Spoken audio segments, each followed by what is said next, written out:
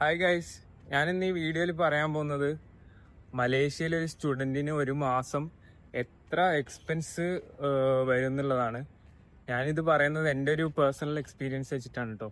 ഞാനിപ്പോൾ മലേഷ്യയിൽ ഒരു കോഴ്സ് പഠിക്കാൻ വേണ്ടി വന്നിട്ട് ഇപ്പോൾ ഒരു മാസം കഴിഞ്ഞു. അപ്പോൾ ആ ഒരു എനിക്ക് എത്ര ചിലവായി, എൻ്റെ ഒരു രീതിയിലുള്ള ഒരു എക്സ്പെൻസ് കാര്യങ്ങളും ബ്രീഫായിട്ട് ഞാൻ നിങ്ങൾക്ക് ഈ വീഡിയോയിൽ ഷെയർ ചെയ്യാം. നമ്മുടെ എക്സ്പെൻസിന്റെ മെയിൻ പാർട്ട് വരുന്നത് അക്കോമഡേഷൻ തന്നെയാണ്.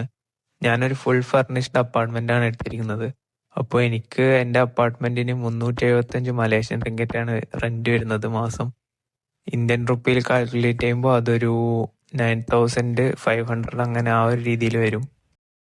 ഈ സെയിം റെന്റിൽ തന്നെ നമുക്ക് പൂളും ജിമ്മും ഒക്കെ ആക്സസ് ചെയ്യാൻ പറ്റും. പിന്നെ ഇതിനെക്കാട്ടും കുറഞ്ഞിട്ടുള്ള റൂംസ് ഇവിടെ അവൈലബിൾ ആണ്. പിന്നെ നമുക്ക് എക്സ്പെൻസ് വരാൻ ഫുഡിലാണ്. ഫുഡ് ഞാൻ ഈ മാസം അധികവും പുറത്തുനിന്നാണ് കഴിച്ചത്.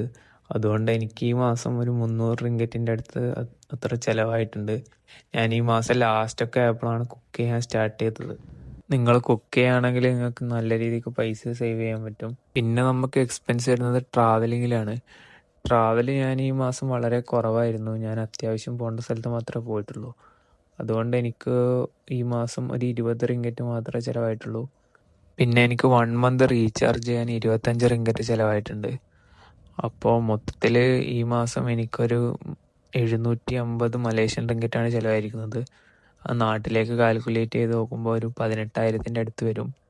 നിങ്ങൾക്ക് വേണമെങ്കിൽ ഇതിനെക്കാട്ടും നല്ല രീതിയിൽ ചിലവാക്കി ജീവിക്കാനും പറ്റും. അതേപോലെ തന്നെ നല്ല രീതിക്ക് സേവ് ചെയ്ത് ജീവിക്കാനും പറ്റും.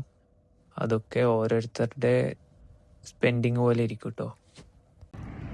അപ്പോൾ ആർക്കെങ്കിലും മലേഷ്യയിൽ പഠിക്കാൻ താല്പര്യം ഉണ്ടെങ്കിൽ നമ്മുടെ ഇൻസ്റ്റയിൽ മെസ്സേജ് അയക്കോ, അല്ലെങ്കിൽ സൈനബ് ട്രാവൽസിൻ്റെ നമ്പർ ഞാൻ അടിയിൽ കൊടുക്കാം. അപ്പോൾ അതിലേക്ക് മെസ്സേജ് അയക്കോ ചെയ്താൽ മതി കേട്ടോ.